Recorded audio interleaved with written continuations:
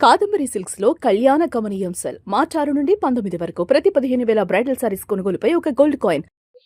YouTuber Vaishnavi హత్య తెలుగు రాష్ట్రాల్లోనే కాదు, ప్రతి తల్లిదండ్రుల్ని, యువత యువకులను కూడా ఆలోచింపచేసే ఒక అత్యంత దారుణమైన సంఘటన ఇది. ప్రస్తుతం వైష్ణవి నిన్న మొన్నటి వరకు ఎంతో చక్కగా, ఎంతో చలాకీగా ప్రేమించి పెళ్లి చేసుకున్నటువంటి భర్తతో ప్రతి మూమెంట్ ను కూడా షేర్ చేస్తూ తన ఒక యూట్యూబ్ ఛానల్ ని ఓపెన్ చేయడం, ఆ ఛానల్లో ప్రతి మూమెంట్ ని కూడా తన గర్భవతి అయినటువంటి విషయాన్ని కానీ, భర్తతో సంతోషంగా ఉన్న విషయాన్ని, తల్లిదండ్రులతో సంతోషంగా ఉన్న విషయాన్ని, తన భర్తను నమ్మిన విషయాన్ని కూడా ప్రతిదీ కూడా పోస్ట్ చేసింది. చివరికి ఇలా గర్భవతిగా ఉన్నటువంటి వైష్ణవి ఇలా భూమిలో కలిసిపోయినటువంటి పరిస్థితి, అనంత లోకాలకు వెళ్ళిపోయినటువంటి పరిస్థితి. నిజంగా తల్లిదండ్రులు ఇప్పటి వరకు కూడా కుమిలి ఏడ్చారు. దాదాపు అందరు ఇక్కడ చేరి ప్రతిజ్ఞ చేశారు, వైష్ణవికి జరిగినటువంటి అన్యాయం మరెవ్వరికి జరగకూడదు, ఇలాంటి పరిస్థితి ఎవరికి రాకూడదు అంటూ వాళ్ళు ఒక ప్రతిజ్ఞ చేశారు. ఖచ్చితంగా కఠిన శిక్ష పడాలి, ప్రభుత్వం గాని, చట్టాలు గాని, కోర్టులు గాని సరైనటువంటి ఆధారాలని చూపించి, సాక్ష్యాలను చూపించి వాడికి ఉరిశిక్ష తీయాలి. అప్పటి వరకు కూడా ఇదే వైష్ణవికి సంబంధించినటువంటి సమాధి మీద వాళ్ళు ప్రతిజ్ఞ చేశారు. మనం చూసాం వైష్ణవి సంఘటన కేవలం ఒక 1.5 year లో మొత్తం అంతా కూడా ముగిసిపోయింది. తను ఇన్స్టా రీల్స్ చేస్తూ సరదాగా అందరు అమ్మాయిలాగే ఇన్స్టా రీల్స్ చేస్తూ పోస్ట్ చేస్తూ ఉంది.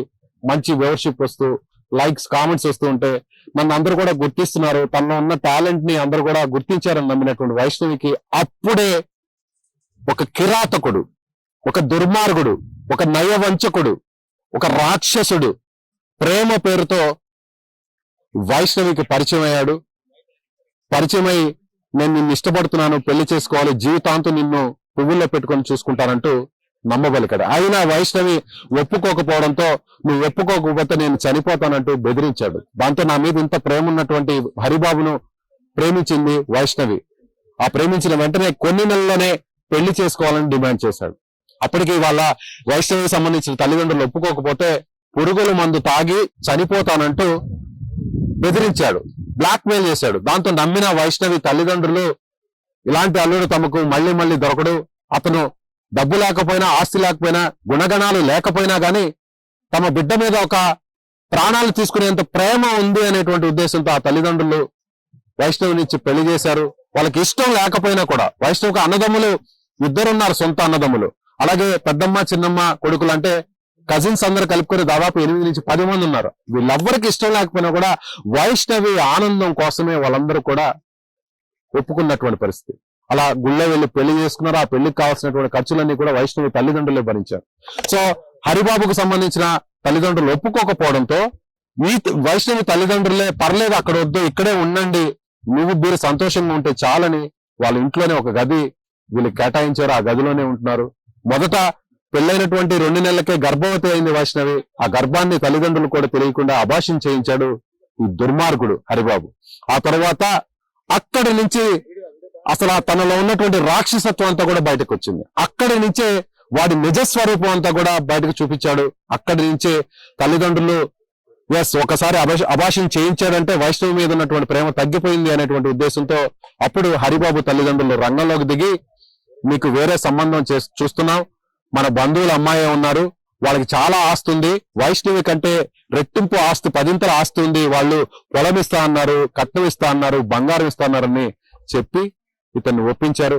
అప్పుడు ఆ అమ్మాయిని చంపి, ఆ అమ్మాయిని ఇక్కడ ఈ లోకం నుంచి తీసుకొచ్చి అమ్మాయిని దూరం చేసుకుని వస్తే మళ్ళీ నీకు పెళ్లి చేస్తాం, అప్పుడు మేము నిన్ను ఇంట్లోకి రానిస్తామని చెప్పడంతో అప్పటి నుంచి హరిబాబు మనసు మారింది. అప్పటి నుంచి వైష్ణవిని ఎలాగైనా వదిలించుకోవాలనుకుంటే ఆలోచనలో అతను పుట్టింది. ఆ తర్వాత కొన్ని నెలలకే, సరిగ్గా 4 నెలల కిందటే వైష్ణవి గర్భవతి అయింది. గర్భవతి అయినటువంటి విషయాన్ని కూడా మీరందరూ కూడా సోషల్ మీడియాలో చూసుంటారు. తన ఛానల్లో పోస్ట్ చేసింది. ఆ ప్రెగ్నెన్సీ కన్ఫర్మేషన్ స్లిప్ ను కూడా చూపిస్తూ ఎంతో ఆనందంగా వైష్ణవి చూపించింది. ప్రతి మూమెంట్ కూడా షేర్ చేసుకుంది. ఎంతో సంతోషంగా చూస్తారు. ఎవరు కూడా ఒక చిన్న పెయిన్ కూడా రాకుండా, భర్త కాలు కింద పెట్టనీయకుండా చూసుకుంటుంటారు. అది ఎలాంటి దుర్మార్గుడైనా, ఎలాంటి తాగుబోతైనా, తిరుగుబోతైనా, ఏ చిల్లిగవ్వ సంపాదించినటువంటి వ్యక్తి అయినా భార్య గర్భంతో ఉండి 4 నెలల గర్భవతి అంటే తన బిడ్డ, తన వంశోద్ధారకుడు, తన వంశానికి సంబంధించినటువంటి వ్యక్తి, తన బిడ్డ పాప బాబు పుట్టబోతున్నారు, జన్మనివ్వబోతుందని కళ్ళల్లో పెట్టుకునేటువంటి భర్తలు చూసాం. కానీ దుర్మార్గుడు, ఈ నయవంచకుడు వైష్ణవిని పక్క ప్లాన్ ప్రకారం ఎవరికి అనుమానం రాకుండా అంతమొందించాలనుకున్నాడు.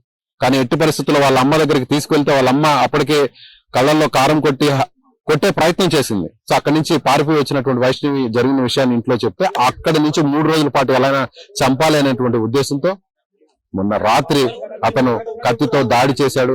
నుదిటి మీద, చేతి మీద దాడి చేసి గొంతు పట్టుకుని నిలిమి ఎవరికి అరుపులు కేకలు వినిపించకుండా, పక్కనే ఉన్నటువంటి వైష్ణవి తల్లిదండ్రులకు వినిపించకుండా, అంటే వైష్ణవి సోదరులు ఇద్దరు కూడా హైదరాబాద్ లో వాళ్ళు ఉద్యోగం చేసుకునే నిమిత్తం అక్కడ ఉంటారు. కేవలం వైష్ణవి తల్లి తండ్రి మాత్రమే ఆ ఇంట్లో ఉంటారు. వారికి వినిపించకుండా గొంతు నిలిమి ఊపిరి పోయేంత వరకు కూడా రక్తపు మడుగులో వైష్ణవిని అలాగే ఉంచి ఆ తర్వాత తాపీగా కొన్ని గంటల తర్వాత బయటకు వచ్చాడు దుర్మార్గుడు హరిబాబు. ఆ తర్వాత తల్లిదండ్రులు చూస్తే వైష్ణవి ఇలా రక్తపు మడుగులో కొన ఊపిరితో కొట్టుమాట్లాడుతుంది. అప్పటికి హాస్పిటల్కి తీసుకెళ్తే చనిపోయింది అన్నటువంటి విషయం చెప్పడం. ఇంకొన్ని నెలల్లోనే ఇంకొక 5 నెలల్లో ఒక బిడ్డకు పన్నంటి బిడ్డకు జన్మనిస్తానున్నాను అంటూ ఎంతో సంతోషంగా ఉన్న వైష్ణవిని ఇలా మట్టిలో కలిపేశాడు ఆ దుర్మార్గుడు భర్త హరిబాబు. నిజంగా ఇలాంటి కష్టం ఎవరికి రాదు. ఏదన్నా భార్యను కొట్టాలన్నా కూడా, భార్య మీద ఎంత కోపం వచ్చినా, భార్య ఎంత తప్పు చేసినా, ఏం చేసినా కూడా గర్భవతిగా ఉన్నటువంటి భార్యని ఏ భర్త కూడా కనీసం కాస్త కోపంగా కూడా చూడాలన్నా కూడా ఆలోచన కూడా రాదు. కానీ వైష్ణవిని ఇంత దారుణంగా చంపినటువంటి ఈ హరిబాబుని ఏం చేయాలి? ఇలాంటి నమ్మక ద్రోహుల్ని ఏం చేయాలి? ఇలాంటి రాక్షసుల్ని మళ్ళీ వేరొకరికి ఇలాంటి ఆలోచన రావాలన్నా, ప్రేమ పేరుతో అమాయక మహిళలను, యువతులను మోసం చేయాలన్నా, వాళ్ళ ప్రాణాలు తీయాలన్నా వారిని ఏం చేయాలి? చూస్తున్న ప్రతి ఒక్కరు కూడా, వైష్ణవికి సంబంధించినటువంటి ఉదంతాన్ని చూసిన ప్రతి ఒక్కరు కూడా ఖచ్చితంగా మీ వాయిస్, మీ అభిప్రాయం, మీ డిమాండ్ కోర్టులకు, పోలీసులకు, పైనటువంటి పెద్దలకు, ప్రభుత్వ పెద్దలకు చేరేంత వరకు మీ అభిప్రాయాన్ని కామెంట్ చేయండి.